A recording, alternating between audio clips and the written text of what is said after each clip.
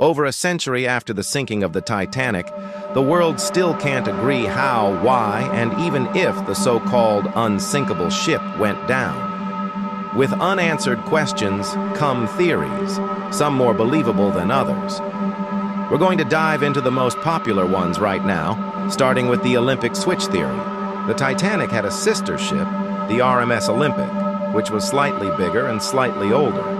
She also had a small hole in her hull from a previous accident. What if the two ships were swapped? This theory claims that the White Star Line owner of all three ships had planned to scrap the Olympic.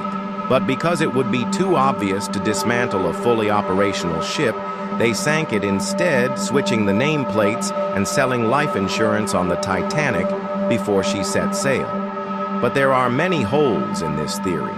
For one, both ships were insured for $1 million each, which wouldn't even begin to cover the cost of building a new ship to replace the old one.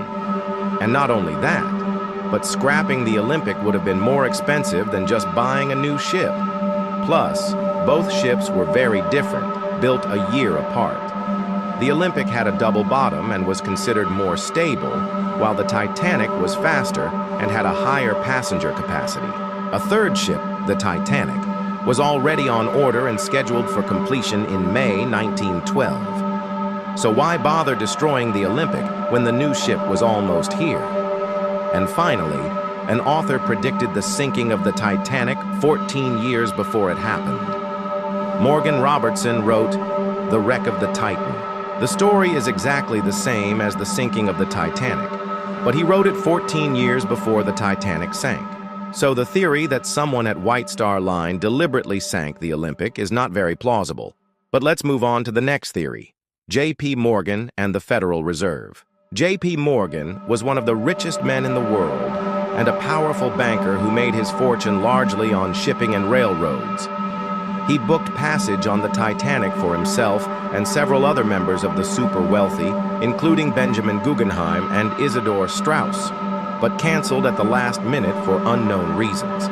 Some believe Morgan was targeted by rival bankers who arranged for the sinking of the Titanic in order to collect on life insurance policies, eliminating powerful competition to their financial empire. This is pure speculation, and there's no evidence any of the men bought life insurance with the exception of Benjamin Guggenheim, who took out a $100,000 policy for himself and his family, the equivalent of about $3 million today.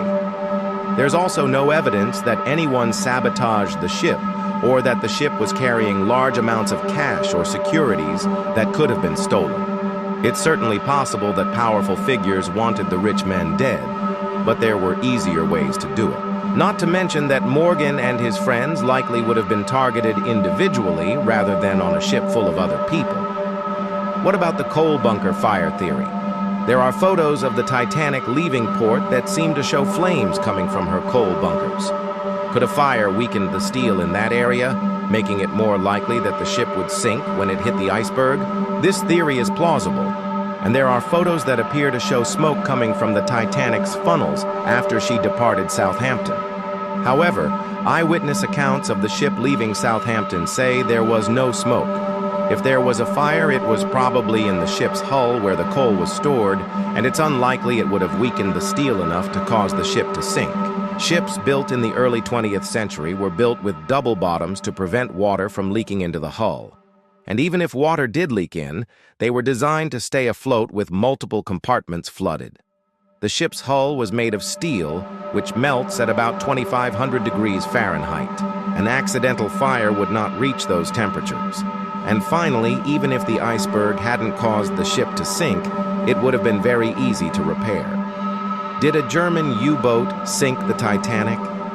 This theory claims that the ship was actually sunk by a German U-boat that fired a torpedo at her, but that the U.S. government covered it up to prevent a diplomatic incident that would provoke a war with Germany before America was ready. This is very unlikely since the U.S. and Germany were allies at the time, and there's no evidence that Germany would have been eager to start a war.